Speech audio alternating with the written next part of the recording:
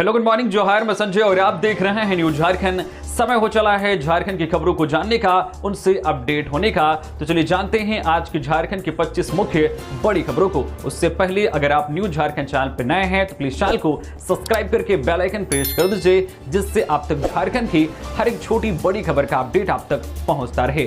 तो चलिए शुरुआत करते हैं आज की पहली और महत्वपूर्ण बड़ी खबर से। छात्रों के हित में आज 4 दिसंबर से शुरू होगी 180 किलोमीटर की पदयात्रा। देवेंद्रनाथ महतो। जेएलकेएम नेता देवेंद्रनाथ महतो ने बुधवार को एक प्रेस कॉन्फ्रेंस कर बड़ी घोषणा की है। उन्होंने बताया है कि 4 दिसंबर से झारखंड के छात्रों के अधिकारों और मांगों को लेकर एक महा आंदोलन की शुरुआत की जाएगी। इस पदयात्रा को जेएलकेएम के केंद्रीय अध्यक्ष जयराम महतो हरी झंडी दिखाकर रवाना करेंगे। यह पदयात्रा गिरिडीह के डुमरी से शुरू होकर हजारीबाग, रामगढ़ होते हुए रांची विधानसभा तक पहुंचेगी। कुल 180 किलोमीटर की इस यात्रा को 5 दिन में पूरा किया जाएगा, जिसके बाद छठे दिन विधानसभा परिसर के धरना स्थल पर 1 दिवसीय धरना आयोजित किया जाएगा। देवेंद्रनाथ महतो के अनुसार 24 जिलों से लोग इस पदयात्रा में शामिल होने आ रहे हैं और इसमें लाखों लोगों के भाग लेने की संभावना है। पदयात्रा डुमरी में सुबह 10 बजे से शुरू होगी। इस महा आंदोलन का मुख्य उद्देश्य राज्य सरकार से छात्रों से जुड़ी लंबित मांगों को पूरा करवाना है। इनकी प्रमुख मांगे हैं जिसमें नियोजन नीति को लागू किया जाए, छात्रवृत्ति का तुरंत भुगतान किया जाए, सभी लंबित सरकारी परीक्षाओं को पूरा किया जाए, जेपीएससी और जेएसएससी में रिक्त पदों पर नियुक्ति के लिए विज्ञापन जारी किया जाए और गैर सरकारी संस्थानों में छात्रों के लिए 75% आरक्षण लागू किया जाए। देवेंद्रनाथ महतो ने संघर्ष कर रहे सभी छात्रों एवं अभिभावकों से अपील की है कि वे इस ऐतिहासिक पदयात्रा में शामिल होकर इसे सफल बनाएं। उन्होंने कहा है कि यह आंदोलन छात्रों के भविष्य और अधिकारों की लड़ाई है। कल से शुरू होने वाले झारखंड विधानसभा के शीतकालीन सत्र को लेकर रांची में निषेधाज्ञा लागू। झारखंड विधानसभा के शीतकालीन सत्र के दौरान सुरक्षा बढ़ाने के लिए रांची जिला प्रशासन ने विधानसभा के 750 मीटर के दायरे में निषेधाज्ञा लागू कर दी है। यह आदेश कल 5 दिसंबर सुबह 8 बजे से 11 दिसंबर रात 10 बजे तक प्रभावी रहेगा। इस दायरे में झारखंड हाईकोर्ट को बाहर रखा गया है। इस दौरान प्रशासन की ओर से जारी निषेधाज्ञा के तहत 5 या उससे ज्यादा लोग एक जगह इकट्ठा नहीं हो सकेंगे। सरकारी काम और शव यात्रा को छोड़कर साथ ही किसी तरह के हथियार जैसे कि बंदूक, राइफल, रिवॉल्वर, बम, बारूद आदि लेकर चलना पूरी तरह से प्रतिबंधित है। सरकारी कर्मियों को छोड़कर लाठी, डंडा, तीर धनुष, गड़ासा, भाला जैसे हथियार लेकर चलने की मनाही है। साथ ही धरना प्रदर्शन, जुलूस, रैली या सभा का आयोजन नहीं किया जा सकेगा। लाउड स्पीकर या ध्वनि विस्तारक यंत्र के प्रयोग पर भी रोक रहेगी। सरकारी काम को छोड़कर आपको बता दें कि कल 5 से 11 दिसंबर तक विधानसभा का शीतकालीन सत्र चलना है। भीड़ नियंत्रण और सुरक्षा व्यवस्था बनाए रखने के लिए प्रशासन ने यह कदम उठाया है। सावधान, पलामू, गढ़वा समेत झारखंड के 7 जिलों में चलेगी शीतलहर। मौसम विभाग ने जारी किया येलो अलर्ट। मौसम विभाग ने झारखंड के कम से कम 7 जिलों में शीतलहर का अलर्ट जारी किया है। स्पेशल बुलेटिन जारी कर मौसम केंद्र रांची ने कहा है कि पलामू, गढ़वा समेत 7 जिलों में कहीं कहीं शीतलहर चलने की संभावना है, इसलिए इन जिलों के लोगों को सावधान रहने की जरूरत है। भारत मौसम विज्ञान विभाग आईएमडी ने कहा है कि पलामू, गढ़वा, चतरा, गुमला, लातेहार, लोहरदगा और सिमडेगा जिले में कहीं कहीं शीतलहर चल सकती है। इसकी वजह से ठंड जनित कई परेशानियों का लोगों को सामना करना पड़ सकता है। इस दौरान विशेष सावधानी बरतनी चाहिए। मौसम विभाग ने कहा है कि अगले 4 दिन में न्यूनतम तापमान में 3 से 4 डिग्री सेंटीग्रेड की गिरावट आने की संभावना है, जिसकी वजह से ठंड का प्रकोप बढ़ सकता है। हालांकि 4 दिन के बाद अगले 2 दिन तक न्यूनतम तापमान में कोई बड़ा बदलाव नहीं होगा, यानी कि कम से कम 6 दिन तक झारखंड में कड़ाके की ठंड पड़ने की संभावना है, जिसको लेकर लोगों को सावधान और सतर्क रहने की सलाह दी गई है। हजारीबाग में भीषण सड़क हादसा। आसनसोल के एक ही परिवार के 3 लोगों की मौत, 6 घायल। हजारीबाग के बरही थाना अंतर्गत पंचमाधव गंगटाही पुल के पास बुधवार सुबह एक स्विफ्ट कार 4 लेन सड़क के डिवाइडर से टकरा गई, जिससे कार बुरी तरह से दुर्घटनाग्रस्त हो गई। हादसे में 3 लोगों की मौत हो गई जबकि 6 लोग घायल हुए हैं। मृतकों में आसनसोल कुल्टी निवासी श्रीनाथ यादव की 55 वर्षीय पत्नी पूनम देवी, 40 वर्षीय पुत्र जय भगवान यादव और 10 वर्षीय बच्ची अंशिका कुमारी शामिल हैं। घायलों में श्रीनाथ यादव का 35 वर्षीय पुत्र धर्मेंद्र यादव, जय भगवान यादव का 12 वर्षीय पुत्र शिवम कुमार, 10 वर्षीय अभिराज कुमार, 8 वर्षीय मृत्युंजय कुमार, जय भगवान यादव की पत्नी कौशल्या देवी और 24 वर्षीय पुत्री जो है ज्योति कुमारी शामिल हैं। सभी घायलों का इलाज बरही अनुमंडलीय अस्पताल में किया गया, जहां से 5 घायलों को बेहतर इलाज को सदर अस्पताल रेफर किया गया। इनमें धर्मेंद्र यादव और शिवम कुमार की स्थिति गंभीर बताई जा रही है। बताया गया कि सभी एक ही परिवार के लोग हैं जो आसनसोल कुल्टी से बिहार शादी समारोह में शामिल होने जा रहे थे। मुख्यमंत्री हेमंत सोरेन 5 दिनों बाद दिल्ली से लौटे रांची। मुख्यमंत्री हेमंत सोरेन 5 दिनों बाद दिल्ली से रांची लौट आए हैं। वे राज्य सरकार की पहली वर्षगांठ के कार्यक्रम के बाद शुक्रवार की शाम दिल्ली गए थे। उनके साथ उनकी पत्नी कल्पना सोरेन भी थी, जो बुधवार को उनके साथ ही रांची लौट आई। मुख्यमंत्री के लगातार 5 दिन तक दिल्ली में रहने से राजनीतिक गलियारों में कई तरह की चर्चाएं और अटकलें तेज हो गई थी। सत्ता समीकरण में संभावित बदलाव से लेकर दिल्ली में भाजपा नेताओं से मुलाकात तक की कई अफवाहें फैलती रही। सरकारी स्तर से मुख्यमंत्री के कार्यक्रम या गतिविधियों की स्पष्ट जानकारी जारी न होने से अफवाहों को और ताकत मिली, लेकिन उनके रांची लौटते ही इन अटकलों पर पूरी तरह से विराम लग गया है। इधर मुख्यमंत्री के लौटने के साथ ही बड़ी संख्या में जेएसएससी सीजीएल परीक्षा के सफल अभ्यर्थी उनसे मिलने के लिए उत्सुक हैं। हाईकोर्ट के फैसले के बाद उत्साहित थे अभ्यर्थी मुख्यमंत्री को बधाई देने और जल्द से जल्द नियुक्ति पत्र वितरण समारोह आयोजित करने की मांग करने वाले हैं। झारखंड पुलिस को मिली बड़ी कामयाबी, जेजेएमपी के 2 उग्रवादी गिरफ्तार। झारखंड में पुलिस को बड़ी सफलता मिली है। यहां की लातेहार पुलिस ने प्रतिबंधित उग्रवादी संगठन जेजेएमपी के 2 सक्रिय उग्रवादियों को गिरफ्तार किया है। दोनों की पहचान भी हो गई है। पुलिस से मिली जानकारी के अनुसार गिरफ्तार किए गए दोनों उग्रवादियों की पहचान एरिया कमांडर सुनील उरांव और एरिया कमांडर मुकेश लोहरा के रूप में हुई है। इस मामले की जानकारी देते हुए जिले के एसपी ने बताया है कि दोनों की गिरफ्तारी लातेहार जिले के मनिका के बॉर्डर इलाके में हुई है। पुलिस ने बताया है कि एरिया कमांडर सुनील उरांव पर 2 लाख रुपए का इनाम घोषित था, जबकि मुकेश लोहरा पर कोई इनाम नहीं था। जेएसएससी सीजीएल कथित पेपर लीक मामले में हाईकोर्ट ने सीबीआई जांच से किया इनकार। पीआईएल खारिज। झारखंड हाईकोर्ट ने कथित जेएसएससी सीजीएल पेपर लीक मामले में सीबीआई जांच की मांग को लेकर दायर जनहित याचिका पर बड़ा फैसला सुनाते हुए याचिका को खारिज कर दिया है। अदालत ने स्पष्ट किया है कि परीक्षा का परिणाम अब जारी किया जाएगा और अभ्यर्थियों की नियुक्ति प्रक्रिया बाधा रहित आगे बढ़ सकेगी। अदालत ने कहा है कि 10 अभ्यर्थियों को छोड़कर बाकी सभी उम्मीदवारों का रिजल्ट प्रकाशित किया जाएगा, जिससे हजारों नियुक्तियों का रास्ता साफ हो गया है। गौरतलब है कि यह परीक्षा 21 और 22 सितंबर 2024 को आयोजित की गई थी। याचिका में आरोप लगाया गया था कि परीक्षा में अनियमितता और पेपर लीक जैसी गंभीर बातें सामने आई हैं, जिनकी जांच सीबीआई से कराई जानी चाहिए। हालांकि पिछली सुनवाई में राज्य सरकार, जेएसएससी, वादियों और सफल अभ्यर्थियों की ओर से विस्तृत बहस के बाद हाईकोर्ट ने फैसला सुरक्षित रख लिया था। बुधवार को सुनाए गए फैसले में कोर्ट ने कहा है कि परीक्षा परिणाम पर लगाई रोक हटाई जाती है और जेएसएससी को तुरंत रिजल्ट जारी कर नियुक्ति प्रक्रिया शुरू करने का निर्देश दिया जाता है। हालांकि उन 10 अभ्यर्थियों के रिजल्ट पर रोक बरकरार रहेगी जिन्होंने नेपाल में रहकर परीक्षा की तैयारी करने की बात सामने आई थी। शीतकालीन सत्र को लेकर स्पीकर ने की बैठक, कहा अधिकारियों का उदासीन रवैया स्वीकार्य नहीं। झारखंड विधानसभा के शीतकालीन सत्र के सफल संचालन के लिए बुधवार को स्पीकर रविंद्रनाथ महतो ने अफसरों के साथ उच्च स्तरीय बैठक की। बैठक में मुख्य सचिव अविनाश कुमार सहित कई आला अफसर मौजूद रहे। स्पीकर ने अफसरों को कई अहम निर्देश दिए। कहा कि अधिकारियों का उदासीन रवैया स्वीकार्य नहीं होगा। उन्होंने कहा कि सदन को सुचारू रूप से चलाने की जिम्मेदारी सत्ता पक्ष और विपक्ष दोनों की है। मुझे उम्मीद है कि सत्र में जनहित के मुद्दों पर सार्थक चर्चा होगी। स्पीकर ने कहा कि सत्र के दौरान अफसर सक्रिय भागीदारी सुनिश्चित करे, किसी तरह की तकनीकी बाधा न आने दे। सदन में रखे जाने वाले विधेयक की पूरी जांच कर ले। विधेयक की हिंदी और अंग्रेजी रूपांतरण में किसी तरह की त्रुटि नहीं होनी चाहिए। संसदीय कार्य मंत्री ने कहा कि शीतकालीन सत्र की अवधि कम है, लेकिन पक्ष विपक्ष मिलकर इसे सार्थक बनाएंगे तो इसका लाभ जनता को मिलेगा। उन्होंने उम्मीद जताई है कि सत्र के संचालन में विपक्ष का भी पूरा सहयोग मिलेगा। झारखंड विधानसभा का शीतकालीन सत्र कल 5 दिसंबर से शुरू होगा। इसमें कुल 5 कार्य दिवस होंगे। जेएसएससी सीजीएल पेपर लीक, राज्य सरकार की जांच से छात्र संतुष्ट नहीं, सीबीआई जांच होनी चाहिए, देवेंद्र नाथ महतो।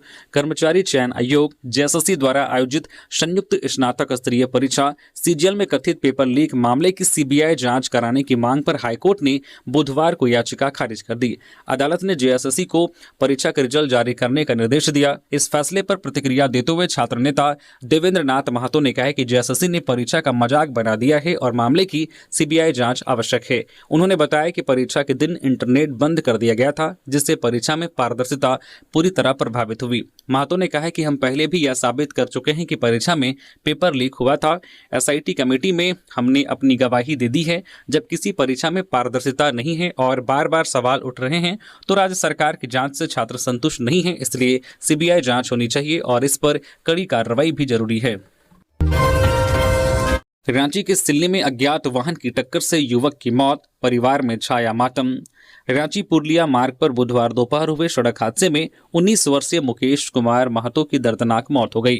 वह पश्चिम बंगाल के तुलिन निवासी प्रफुल्लो महतो का पुत्र था। जानकारी के अनुसार मुकेश बाइक से घर लौट रहा था, तभी विपरीत दिशा से आए एक अज्ञात वाहन ने उसे जोरदार टक्कर मार दी। हादसे में वह गंभीर रूप से घायल हो गया। स्थानीय लोगों ने तुरंत उसे सिंहपुर नर्सिंग होम पहुंचाया, जहां डॉक्टरों ने उपचार के बाद उसे मृत घोषित कर दिया। घटना की जानकारी मिलते ही पूर्व उप मुख्यमंत्री सुदेश कुमार महतो नर्सिंग होम पहुंचे। उन्होंने शोकाकुल परिजनों से मिलकर सांत्वना दी और हर संभव सहयोग का भरोसा दिलाया। अचानक हुई इस हादसे से परिवार में मातम छा गया है और पूरे क्षेत्र में शोक की लहर है।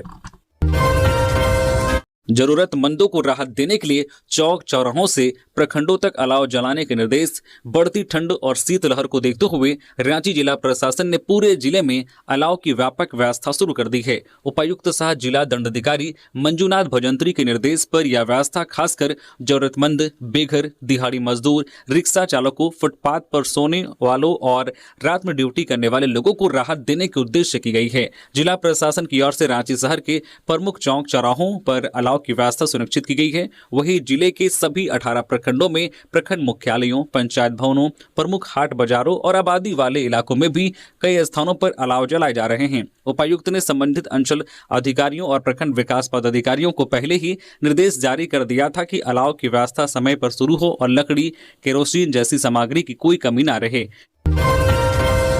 गिरिडीह नगर निगम में पेयजल संकट पर प्रदर्शन। वार्ड 20 और 28 के निवासियों ने खाली बर्तनों के साथ जताया विरोध। गिरिडीह नगर निगम क्षेत्र के वार्ड संख्या 20 और 28 में पिछले 6 माह से जारी पेयजल संकट को लेकर बुधवार को स्थानीय लोगों ने नगर निगम कार्यालय पर विरोध प्रदर्शन किया। पानी की समस्या से परेशान महिलाओं, पुरुषों और बुजुर्गों ने खाली बाल्टी, डेगची और टब और बर्तनों को बजाते हुए निगम के खिलाफ नारेबाजी की। प्रदर्शनकारियों ने बताया कि कई महीनों से बस्ती में पानी की भारी कमी है। उन्होंने आरोप लगाया है कि निगम अधिकारियों को कई बार समस्या से अवगत कराया गया, लेकिन कोई ठोस समाधान नहीं निकाला गया। लोगों का कहना है कि पानी के अभाव में खाना बनाना, सफाई, स्नान और पेयजल जैसे रोजमर्रा के काम प्रभावित हो रहे हैं। कई परिवारों को पानी खरीदने के लिए मजबूर होना पड़ रहा है, जिससे उन पर आर्थिक बोझ पड़ रहा है। स्थानीय निवासी संदीप यादव ने आरोप लगाया है कि निगम केवल आश्वासन देता है, लेकिन जमीनी स्तर पर कोई कार्रवाई नहीं होती। उन्होंने चेतावनी दी है कि यदि जल्द स्थायी समाधान नहीं किया गया तो आंदोलन को बड़े स्तर पर तेज किया जाएगा। गिरिडीह पुलिस ने गोलीकांड के 5 आरोपियों को किया गिरफ्तार। देसी पिस्टल बरामद। पारिवारिक विवाद में युवक को मारी थी गोली। गिरिडीह पुलिस ने मुफस्सिल थाना क्षेत्र के झगरी में हुए गोलीकांड के 5 आरोपियों को गिरफ्तार किया है। पुलिस ने विशेष अभियान चलाकर मुख्य आरोपी समेत 5 लोगों को दबोचा। इस दौरान देसी पिस्टल, खोखा, मोबाइल फोन और एक मोटरसाइकिल भी बरामद की गई है। यह मामला मंगलवार की शाम झगरी निवासी खुर्शीद अंसारी को गोली लगने से संबंधित है। घटना की सूचना मिलते ही पुलिस सक्रिय हो गई थी। मामले की गंभीरता को देखते हुए एसपी डॉक्टर विमल कुमार ने सदर अनुमंडल पुलिस पदाधिकारी जितवाहन उरांव के नेतृत्व में एक विशेष टीम का गठन किया था। गिरिडीह पुलिस की बड़ी कार्रवाई। 28,50,000 की अवैध शराब जब्त, 3 तस्कर गिरफ्तार।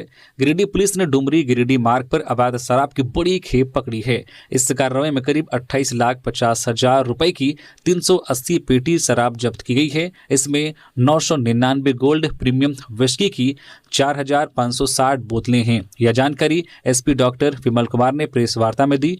बताया है कि सूचना मिली थी कि अवैध शराब से लदा ट्रक बिहार की ओर जा रहा है। इसके बाद एसपी के निर्देश में डुमरी एसडीपीओ सुमित प्रसाद के नेतृत्व में विशेष छापामारी टीम गठित की गई। टीम ने पीरटांड थाना क्षेत्र में सघन वाहन जांच शुरू की। इस दौरान लाल रंग की एक्सयूवी पुलिस को चकमा देकर भागने लगी, जबकि ट्रक को मौके पर रोक लिया गया। पुलिस ने पीछा कर एक्सयूवी को भी पकड़ लिया। ट्रक की तलाशी में पानी की पेटियों के पीछे छिपा कर रखी गई शराब की पेटियां बरामद की गई। साथ ही 32 पेटी ड्रिंकिंग वाटर भी बरामद किया गया। एसपी ने बताया कि ट्रक चालक मुबारक, एक्सयूवी चालक रोहित गोफ व तस्करी का मुख्य सरगना राहुल शर्मा उर्फ बालमुकुंद निराला उर्फ महादेव गणेश को गिरफ्तार किया गया है। राहुल शर्मा के पास से 30,000 रुपए नगद भी जब्त किया गया है। उसके खिलाफ पिठोरिया, औरंगाबाद, अनगढ़ा, रामगढ़ और चौपारण थाना में कई आपराधिक मामले दर्ज हैं। हाईकोर्ट का सख्त आदेश, 72 घंटे के अंदर रिम्स परिसर से अतिक्रमण हटाएं। अगली सुनवाई 11 दिसंबर को। झारखंड हाईकोर्ट ने रिम्स कैंपस की अव्यवस्थाओं पर कड़ा रुख अपनाया है और 72 घंटे के भीतर पूरे परिसर से अतिक्रमण हटाने का सख्त आदेश दिया है। कोर्ट ने स्पष्ट रूप से कहा है कि यदि निर्धारित समय पर कार्रवाई नहीं की गई तो इसे कोर्ट की अवमानना माना जाएगा, जिसके बाद कोर्ट इसके खिलाफ सख्त कार्रवाई करेगी। मुख्य न्यायाधीश त्रिलोक सिंह चौहान की पीठ ने रिम्स कैंपस में फैले अतिक्रमण को लेकर रिम्स प्रशासन पर कड़ी नाराजगी जाहिर की और कहा, अस्पताल परिसर में हो रहा अतिक्रमण न केवल मरीजों और छात्रों के लिए बल्कि अस्पताल की कार्यप्रणाली पर भी गंभीर प्रभाव डाल रहा है। कोर्ट ने जिला प्रशासन और पुलिस को सख्त निर्देश दिए हैं कि किसी भी बहाने या देरी को स्वीकार नहीं किया जाएगा। झारखंड लोक अभियोजक की प्रारंभिक परीक्षा 13 दिसंबर को। झारखंड सहायक लोक अभियोजक बैकलॉग भर्ती की प्रारंभिक परीक्षा 13 दिसंबर को होगी। 26 पदों के लिए होने वाली प्रारंभिक परीक्षा की तिथि झारखंड लोक सेवा आयोग ने जारी कर दी है। ओएमआर सीट में यह परीक्षा होगी। 2 पालियों में प्रारंभिक परीक्षा का आयोजन किया जाएगा। सुबह 10 से 12 बजे तक पहली पाली में सामान्य अध्ययन की परीक्षा होगी, जबकि दूसरी पाली में विधि विषय के ऑब्जेक्टिव सवाल पूछे जाएंगे। इसके लिए परीक्षार्थियों को डाक से एडमिट कार्ड नहीं भेजा जाएगा। परीक्षार्थी आयोग के वन टाइम रजिस्ट्रेशन पोर्टल पर लॉगिन कर डाउनलोड कर सकेंगे। देवघर में अंतर्राज्यीय क्रूड ऑयल चोर गिरोह का भांडाफोड़, पाइपलाइन से तेल निकालने की योजना विफल, 5 गिरफ्तार। देवघर पुलिस ने अंतर्राज्यीय क्रूड ऑयल चोरी करने वाले एक संगठित गिरोह का पर्दाफाश किया है।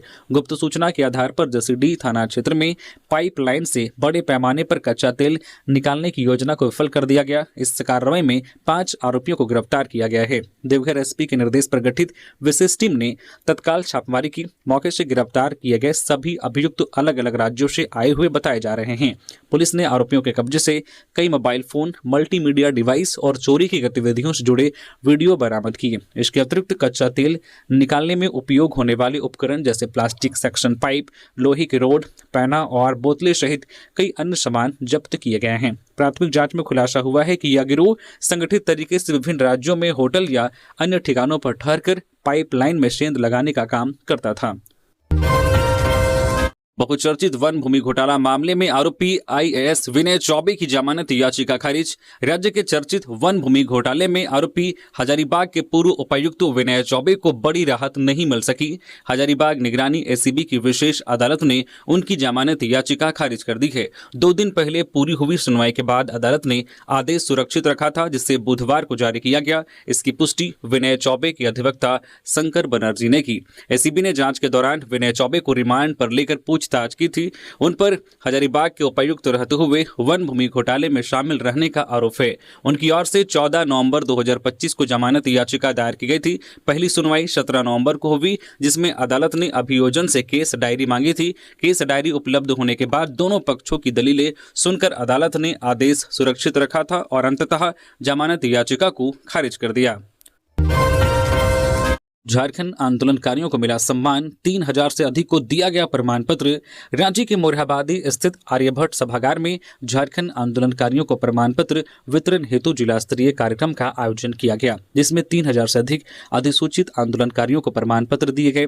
यह समारोह गृह, कारा एवं आपदा प्रबंधन विभाग झारखंड के निर्देश पर आयोजित किया गया। उपायुक्त सह जिला दंडाधिकारी मंजूनाथ भजंत्री और वरीय पुलिस अधीक्षक राकेश रंजन ने विशिष्ट आंदोलनकारियों को सांकेतिक रूप से प्रमाण पत्र प्रदान कर राज्य सरकार की ओर से सम्मान और आभार व्यक्त किया। कार्यक्रम को संबोधित करते हुए उपायुक्त मंजूनाथ भजंत्री ने कहा कि झारखंड आंदोलनकारी राज्य निर्माण की आधारशिला है और उनके संघर्ष व योगदान को सदैव सम्मानपूर्वक याद किया जाएगा। उन्होंने बताया कि जिला प्रशासन उनकी सामाजिक सुरक्षा, सम्मान और अधिकारों के संरक्षण के लिए निरंतर काम कर रहा है। मनरेगा कर्मियों का मानदेय 30% तक बढ़ाया जाएगा। दीपिका पांडे सिंह। ग्रामीण विकास एवं पंचायती राज मंत्री दीपिका पांडे सिंह की अध्यक्षता में बुधवार को प्रोजेक्ट भवन में झारखंड राज्य ग्रामीण रोजगार गारंटी परिषद की बैठक हुई। इसमें मनरेगा कर्मियों के हित, योजनाओं के प्रभावी क्रियान्वयन और ग्रामीण रोजगार सशक्तिकरण पर व्यापक चर्चा हुई। मंत्री ने स्पष्ट निर्देश दिया है कि मनरेगा कर्मियों का मानदेय तत्काल 30% बढ़ाया जाए, ताकि जो है कर्मियों की आर्थिक सुरक्षा और कार्य क्षमता को सुदृढ़ किया जा सके। मंत्री ने मनरेगा कर्मियों के लिए ग्रुप इंश्योरेंस, एक्सीडेंट इंश्योरेंस के साथ साथ लाइफ इंश्योरेंस उपलब्ध कराने के लिए एक अलग प्रस्ताव तैयार करने का निर्देश दिया। साथ ही कर्मियों के ग्रेड पे को लेकर भी विभाग को प्रस्ताव शीघ्र लाने के लिए कहा है। ग्रामीण जनता को रोजगार का जो अधिकार दिया गया है, उनकी मजबूती और निरंतरता सुनिश्चित करना सरकार की मुख्य प्राथमिकता है। इस बैठक में राज्य भर में मनरेगा के तहत चल रहे कार्यों की समीक्षा की गई और आने वाले समय में इसके और सशक्त क्रियान्वयन पर रणनीति तय की गई। हेमंत सोरेन को राहत। ईडी के ट्रायल कोर्ट में व्यक्तिगत उपस्थिति से छूट। रांची में मुख्यमंत्री हेमंत सोरेन को बड़ी कानूनी राहत मिली है। झारखंड हाईकोर्ट ने ईडी समन की कथित अवहेलना से जुड़े प्रकरण में उन्हें ट्रायल कोर्ट में सशरीर उपस्थित रहने की अनिवार्यता से छूट दे दी गई है। यह फैसला जस्टिस अनिल चौधरी की अदालत ने याचिका के गुण दोष मेरिट पर सुनवाई के बाद दिया। हाईकोर्ट के निर्णय के बाद अब सुनवाई के दौरान मुख्यमंत्री को ट्रायल कोर्ट में फिजिकल अपीयरेंस नहीं करना पड़ेगा। उनकी ओर से वरीय अधिवक्ता अरुणाव चौधरी और अधिवक्ता दीपांकर राय ने पक्ष रखा। इस दौरान अदालत ने एक अन्य मामले में जेएसएससी सीजीएल परीक्षा को सीबीआई जांच सौंपने की याचिका खारिज करते हुए परिणाम जारी करने का आदेश भी दिया। कुंटी में सड़क हादसे में एक युवक की मौत, 2 घायल। कुंटी तमाड़ मुख्य मार्ग पर खुदीमाड़ी के पास बुधवार की देर शाम सड़क हादसे में बाइक सवार युवक की मौके पर ही मौत हो गई और 2 युवक घायल हो गए। थाना प्रभारी प्रवीण कुमार तिवारी ने बताया कि मृत युवक की उम्र लगभग 25 वर्ष के बीच है। वह काले रंग का जैकेट और क्रीम रंग की पैंट पहने हुए था। आशंका है कि वह तमाड़ के विजयगिरी क्षेत्र का निवासी है। ग्रामीणों ने बताया कि खुदीमाड़ी गांव निवासी कंचन पातरमुंडा स्कूटी लेकर सड़क के किनारे बैठा था। उसी दौरान JH05 BQ 9823 नंबर की KTM बाइक पर सवार 2 युवक हेमरोम बाजार जा रहे थे। इसी दौरान बाइक चालक ने नियंत्रण खो दिया और स्कूटी में टक्कर मार दी। टक्कर इतनी जोरदार थी कि बाइक चालक की मौके पर ही मौत हो गई और बाइक पर बैठा दूसरा युवक बलदेव मुंडा विजयगिरी बारू हाथू निवासी घायल हो गया। ग्रामीणों का कहना है कि बाइक की गति काफी तेज थी और दोनों युवक नशे में थे। घायल बलदेव मुंडा को हालत सामान्य होने के बाद परिजनों को सौंप दिया गया। वही स्कूटी सवार कंचन पातर मुंडा गंभीर रूप से घायल है। उसे CHC में प्राथमिक उपचार के बाद सदर अस्पताल रेफर कर दिया गया। कल से शुरू होगा झारखंड विधानसभा का शीतकालीन सत्र। सुरक्षा को लेकर पुलिस अफसरों की विशेष तैनाती। झारखंड विधानसभा के 5 से 11 दिसंबर तक चलने वाले शीतकालीन सत्र के दौरान सुरक्षा और विधि व्यवस्था को देखते हुए विशेष रूप से रांची में 1 IPS और 10 DSP सहित कई जिलों के पुलिस अधिकारियों की प्रतिनियुक्ति की गई है। जैप 3 के कमांडेंट IPS मनोज स्वर्गीयारी सहित 10 DSP की झारखंड विधानसभा के 5 से 11 दिसंबर तक चलने वाले शीतकालीन सत्र के दौरान सुरक्षा और विधि व्यवस्था को देखते हुए रांची में प्रतिनियुक्ति की गई है। आदेश के तहत प्रतिनियुक्त अधिकारियों को अलग अलग जिम्मेदारियां सौंपी गई है ताकि सत्र के दौरान किसी भी तरह की कानून व्यवस्था की समस्या न हो। लातेहार के चंदवा बोरसीदाग में वृद्ध महिला की संदिग्ध परिस्थिति में मौत, सौतेले बेटे पर मारपीट का आरोप। चंदवा थाना क्षेत्र के बोरसीदाग में बुधवार की अहल सुबह एक वृद्ध महिला गायत्री देवी 60 वर्षीय की मौत का मामला सामने आया है। परिजनों ने इसे संदिग्ध बताते हुए सौतेले बेटे पर मारपीट का गंभीर आरोप लगाया है। मृतका की बहू फूलो देवी ने बताया कि 2 दिन पूर्व गांव में ही बलकू लोहरा की दूसरी पत्नी के पुत्र ने अपनी सौतेली मां गायत्री देवी के साथ मारपीट की थी। गंभीर चोट लगने के बाद उनकी स्थिति लगातार बिगड़ती गई और बुधवार सुबह उनकी मौत हो गई। बहू ने बताया है कि इससे पहले भी आरोपी कई बार अपनी सौतेली मां के साथ मारपीट करता था। परिवार और ग्रामीणों की समझाने के बावजूद उसकी आदतों में सुधार नहीं हुआ। घटना के समय घर पर कोई मौजूद नहीं था। मृतका के पति और पुत्र मजदूर के रूप में दूसरे प्रदेश में काम करते हैं। सूचना मिलने पर परिजन गांव की ओर रवाना हो गए। घटना की जानकारी मिलते ही चंदवा पुलिस मौके पर पहुंची और शव को अपने कब्जे में लेकर पोस्टमार्टम हेतु सदर अस्पताल लातेहार भेज दिया। पुलिस ने बताया कि मामले की जांच की जा रही है और पोस्टमार्टम रिपोर्ट आने के बाद आगे की कार्रवाई की जाएगी। धनबाद के केंदुआडी में गैस रिसाव से दर्जनों लोग बीमार, कई इलाकों में फैली दुर्गंध, अस्पताल में भर्ती हुए पीड़ित। धनबाद स्थित केंदुआडी थाना क्षेत्र के राजपुर बस्ती, मस्जिद मोहल्ला और 5 नंबर सहित कई इलाकों में तेज दुर्गंध फैलने के बाद गैस रिसाव की सूचना से हड़कंप मच गया। लगभग 1000 की आबादी वाले इन क्षेत्रों में 1 दर्जन से अधिक लोग बीमार पड़ गए, जिन्हें इलाज के लिए अस्पताल में भर्ती कराया गया है। सूचना मिलने पर एक जांच टीम ने प्रभावित इलाकों का दौरा किया। टीम में बीसीसीएल के सेफ्टी ऑफिसर, केंदुआडी थाना प्रभारी और अन्य अधिकारी गैस डिटेक्टर मशीन के साथ पहुंचे। प्राथमिक जांच में अनुमान लगाया गया है कि थाना के पास स्थित जीएम गेस्ट हाउस के झाड़ियों के आसपास से गैस निकल रही है। हालांकि गैस का प्रकार और रिसाव का सटीक स्रोत अभी स्पष्ट नहीं हो पाया है। Area safety officer Kusunda Tusharkant ने बताया कि क्षेत्र के आसपास गैस होने की आशंका है। उन्होंने कहा कि गैस का प्रतिशत अभी पता नहीं चल पाया है, लेकिन दुर्गंध काफी ज्यादा है। अधिकारी इस मामले में उच्च स्तर पर रिपोर्ट कर रहे हैं और रिसाव बंद करने की तैयारी की जा रही है। बोकारो के सेक्टर 12A में 15 से 20 लाख की चोरी, घर मालिक की गैर मौजूदगी में चोरों ने की वारदात, ताला तोड़ घर में घुसे थे चोर। बोकारो में चोरी की घटनाओं में लगातार वृद्धि हो रही है, जिससे आम जनता में दहशत का माहौल है। न्यूनतम घटना सेक्टर 12A में सामने आई है, जहां चोरों ने एक घर से करीब 15 से 20 लाख रुपए के जेवरात और अन्य सामान चुरा लिए।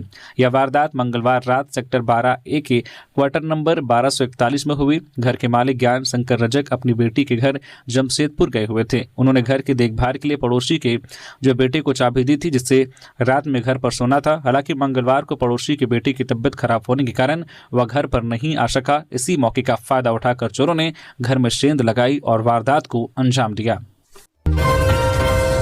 ऑटो की चपेट में आने से घायल अधेड़ की रिम्स में मौत।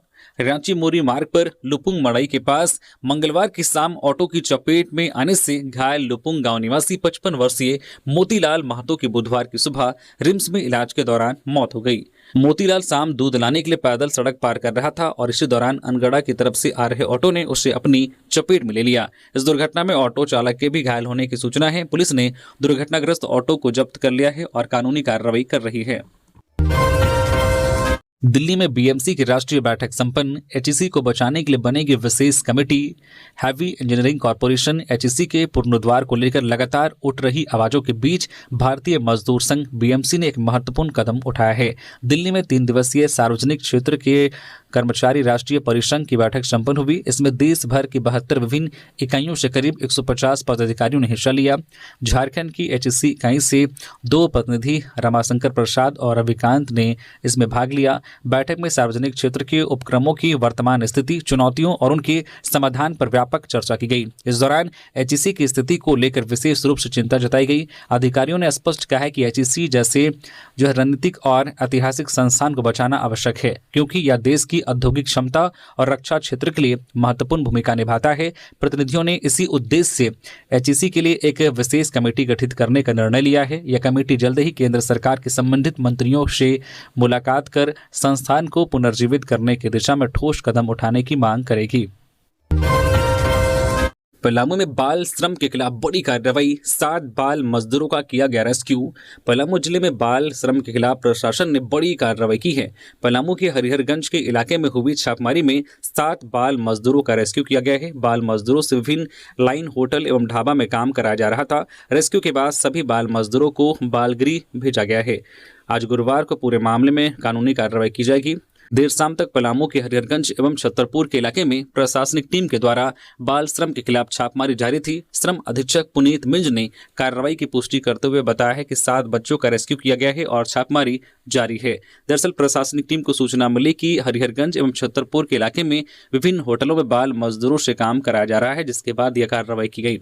रेस्क्यू किए गए सभी बच्चों को बाल कल्याण समिति के समक्ष प्रस्तुत किया जाएगा। उनके परिजनों को भी बुलाया जाएगा और काउंसलिंग की जाएगी। रेस्क्यू किए गए बच्चे पलामू के विभिन्न इलाके के रहने वाले हैं। दरअसल पहले भी पलामू के कई इलाकों में बाल मजदूरी के मामले पकड़े गए हैं और कई बच्चों का रेस्क्यू किया गया है। कल 5 दिसंबर को देवघर आएंगे जेपी नड्डा। अगले दिन भाजपा के भव्य कार्यालय का करेंगे उद्घाटन। भाजपा के राष्ट्रीय अध्यक्ष जेपी नड्डा कल 5 दिसंबर की शाम देवघर आएंगे।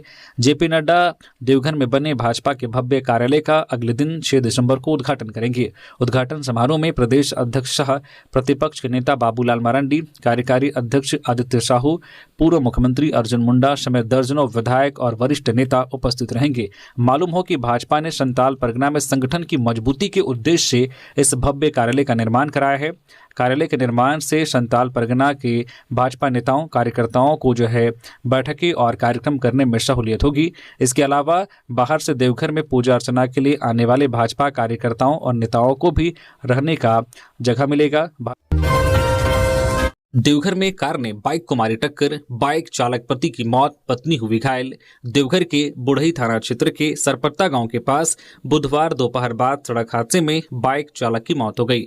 वही बाइक पर सवार चालक की 55 वर्षीय पत्नी नजमा खातून गंभीर रूप से घायल हो गई। सदर अस्पताल में प्राथमिक उपचार के बाद उन्हें बेहतर इलाज के लिए हायर सेंटर रेफर कर दिया गया। मृतक की पहचान लगभग 60 वर्षीय मोहम्मद मुमताज अंसारी के रूप में हुई है। मुमताज व मूल रूप से गिरिडीह जिले के गांडी थाना अंतर्गत तुरपत्ता गांव के निवासी थे।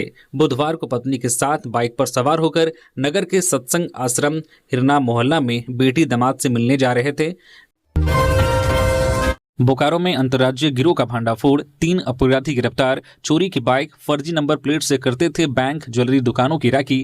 बोकारो पुलिस ने अंतर्राज्यीय अपराधी गतिविधियों में लिप्त एक संगठित गिरोह का भांडाफोड़ करते हुए 3 अपराधियों को गिरफ्तार किया है। ये अपराधी चोरी की मोटरसाइकिल और फर्जी नंबर प्लेट का इस्तेमाल कर बैंक और ज्वेलरी दुकानों की राखी करते थे।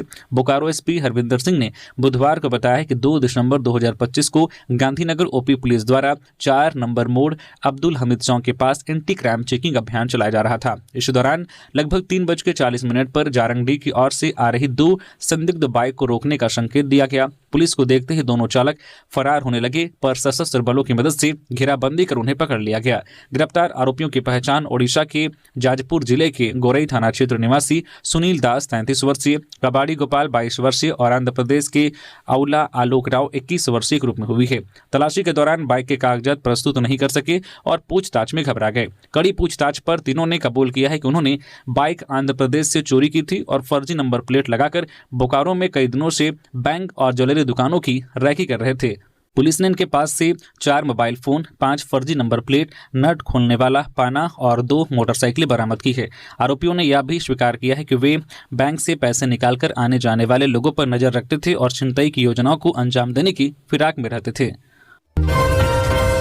आदिवासी छात्रों को कोटा के शिक्षक देंगे जेईई नीट की कोचिंग। झारखंड के आदिवासी विद्यार्थियों को अब मेडिकल इंजीनियरिंग की तैयारी के लिए कोटा के शिक्षक कोचिंग देंगे, वह भी पूरी तरह निःशुल्क। ऐसा हो पाया है झारखंड अनुसूचित जनजाति शिक्षण उत्थान कार्यक्रम के तहत। झारखंड सरकार ने अनुसूचित जनजाति, अनुसूचित जाति, अल्पसंख्यक और पिछड़ा वर्ग कल्याण विभाग के माध्यम से झारखंड अनुसूचित जनजाति शिक्षण उत्थान कार्यक्रम शुरू किया है।